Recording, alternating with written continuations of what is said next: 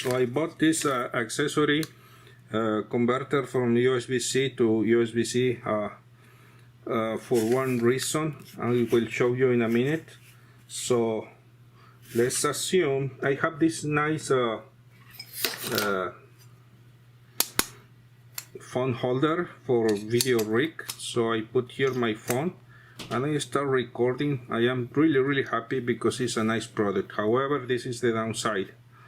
The port, I have access, but not enough access to insert my microphone. So what I have to do is plug this guy here.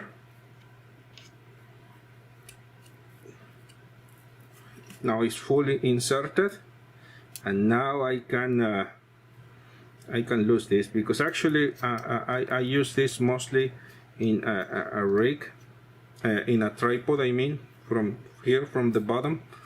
But now I am able to